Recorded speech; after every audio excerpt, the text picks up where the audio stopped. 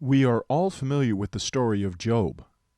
But did you know that there is a prophecy in the name of Job that was specifically for Job and also for all those that love the Lord?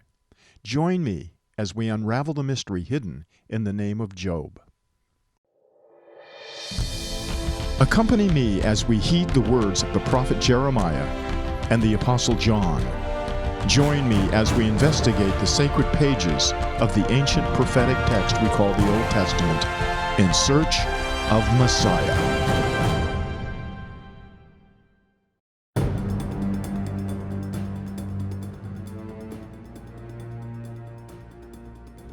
There was a man in the land of Uz whose name was Job, and that man was perfect and upright, and one that feared God and eschewed evil. The epic battle for the soul of Job is a true story from beginning to end. It's also an allegory that's meant to invite all those that love the Lord to take a balcony seat where we can observe with keen interest the drama that unfolds for our edification. The story begins with what first appears to be a harmless commendation. The ignition point that launches the story of Job did not take place on earth. It took place in God's heaven above the earth, where we are invited to listen in on one of the few conversations to ever be recorded from that glorious and mysterious location. So pay close attention to the conversation between the Creator, Elohim, and the arch enemy of our souls, Satan. Here's what we read in Job 1:8. And the Lord said unto Satan, Hast thou considered my servant Job, that there is none like him in the earth, a perfect man and an upright man, one that feareth God and escheweth evil? Now let's put this in modern parlance. Imagine a board meeting. Now imagine an ex-employee who has arrived at the board meeting as an unwelcome and uninvited guest. Instead of having security throw the guest out, the CEO goes over to the arrogant ex-employee and earnestly points out the accomplishments of one of his favorite employees. The estranged ex-employee, who was sacked for insubordination and disloyalty, listens with a smirk on his face that cannot conceal his disdain. The ex-employee snaps back at the CEO with a cynical response. You just gave him a big raise and bought him a new house. Of course he is loyal and faithful. Fire him without a cause. Take away all his income and kill his children, and he will curse you to your face. Does this seem a little too edgy? It shouldn't, because this is the earthly equivalent of the heavenly conversation that took place between God and Satan.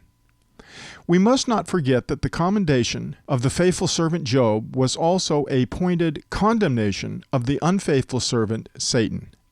The praise of a faithful servant would bring a smile and rejoicing to anyone who loved our Heavenly Father, but it would be equally as disquieting and challenging to anyone that hated our Heavenly Father. It is in this context that we hear the words of the Most High spoken to Satan.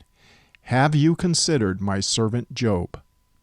Now consider the suffering and grief, death and destruction that will soon follow this heavenly conversation, and then ask yourself how unlikely it is that the prophecy of promise we are about to discover in the name of Job is even possible.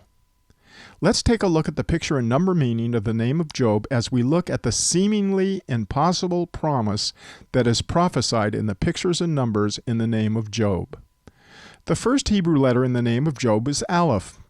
Aleph is pictured as an ox, and it's meant to convey the meaning of the strong leader. The Hebrew letter Aleph is also the number 1. Clearly the person in view is God the Father. The second Hebrew letter in the name of Job is Yod. Yod is pictured as a hand doing a deed. In other words, God has ordained a sequence of events in heaven that will unfold perfectly on earth in order to accomplish His purpose. Vav is pictured as an iron nail or a wooden hook that connects two things that are separated from each other. Vav, the number 6, is also the number of man. Bet is pictured as a tent or a house. Bet is also the number 2. The number 2 is a picture of the Son of God, the second person in the Trinity. What is the picture and number meaning of the name Job? God the Father is going to accomplish a mighty deed ordained in heaven in order to secure for man a heavenly home that is fashioned by the Son of God. It is only by understanding the prophecy hidden in the name of Job that we can even begin to understand what the revelation we discover in the most ancient book to be placed in the prophetic text we call the Bible is all about. This message will become clear by the time we finish our study of the book of Job. It is a revelation that is as wondrous and important today as it was nearly 4,000 years ago during the time of Job.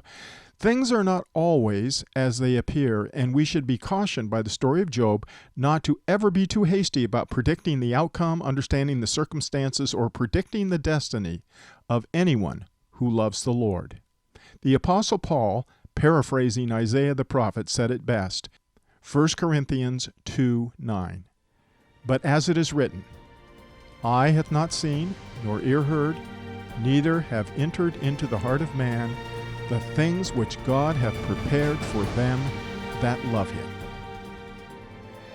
Thank you for taking the time to listen to this Hebrew word study.